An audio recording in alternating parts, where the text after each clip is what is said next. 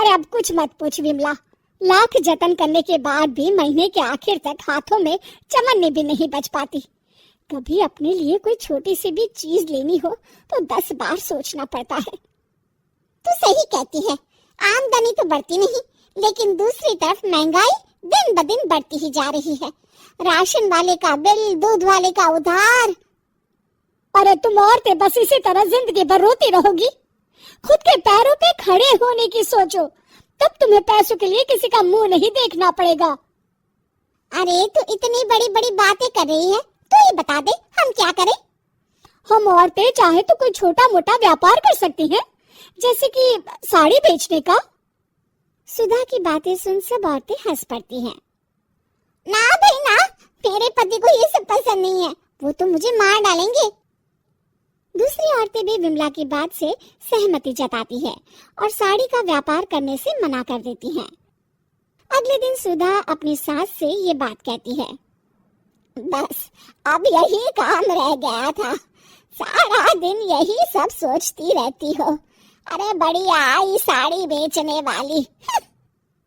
तभी वहां सुधा का पति विवेक आता है।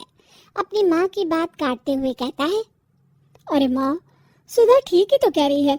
अगर ये साड़ियों का व्यापार करना चाहती है तो इसमें क्या गलत है? मुझे तो सुधा की बात पसंद आई। अरे मजाक है क्या व्यापार करना? अच्छे अच्छों की खटिया खड़ी हो जाती है। मैंने दुनिया देखी है। बेटा तुम लोग ज्यादा हवा में मत उड़ो, और फिर साड़ियाँ खरीदने के लिए पैसे कहाँ से लाएगा? तुम उसकी चिंता मत करो माँ, मैं देख लूंगा। अगले दिन विवेक अपने एक दोस्त से कुछ पैसे उधार लेकर साड़ी के कारखाने से बहुत सारी साड़ियाँ खरीद लाता है। ये लो सुधा, तुम्हारा ऑनलाइन अकाउंट बन गया है। अब लोग घर बैठे तुमसे साड़ियाँ खरीद सकते हैं। ये तो बहुत अच्छी बात है। हाँ, और इतना ही नहीं, मैंने इसमें सभी नई डिजाइन की साड़ियों की फोटो भी अपलोड कर दी है। अब बस तुम देखती जाओ। कुछ दिनों के बाद, नमस्ते, मुझे सुधा जी से मिलना है। ओहो, तू कौन है और मेरी बहू से तुझे क्या काम है? माँ जी, मैं सुधा जी से साड़ियाँ खरीदने आया हूँ। अरे बड़ा बेवकूफ है तू, इतना बड़ा मीना बाजार छोड़कर यहाँ साड़ी खरीदने आया है।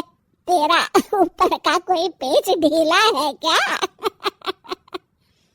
अरे माँ जी, आप नहीं जानती, आजकल ऑनलाइन का जमाना है, समय और पैसे दोनों की बचत होती है। तभी वहाँ सुधा आ जाती है। सुधा बिरजू को साड़ियाँ दिखाती है। क्या बात है सुधा बहन जी, आपके पास तो बहुत ही सुंदर सुंदर साड़ियाँ हैं। एक काम करिए, ये वाली दे दीजिए और ये वाले भी। छोड़िए, एक काम करिए, ये सभी ही दे दीजिए। सुधा की सास हैरान रह जाती है।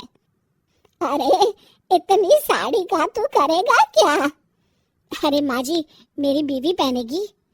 अरे कितनी बीवियां है तेरी? माँ जी आप भी ना, बीवी तो एक ही है। पहले तो मैं 2-4 साड़ियाँ लेने आया था, लेकिन अब पूरी 20 साड़ियाँ ले जा रहा हूँ। ये लीजिए सुधा बहन जी, आपके पैसे, चलता हूँ। धीरे धीरे सुधा के द्वारा घर में खोली गई छोटी सी दुकान चल पड़ती है और देखते ही देखते सुधा के घर ग्राहकों की लाइन लग जाती है। पैसों की आमदनी देख सुधा की सास की आंखें फटी की फटी रह जाती है। जा बहू, अब तू थोड़ा आराम कर ले, इन लोगों को मैं साड़ियाँ दिखा देती हूँ। माँ जी आप? अरे हाँ हाँ, अब जा भी। इस तरह सुधा की सास भी उसके कारोबार में हाथ बटाने लगती है।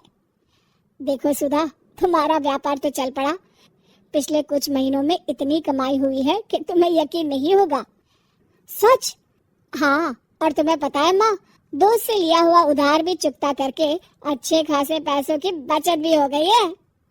सुधा की सास अपनी बहू और बेटी की कामयाबी पर बड़ा खुश होती है। बहू की तरक्की देख के मैं बहुत खुश हूँ बेटा।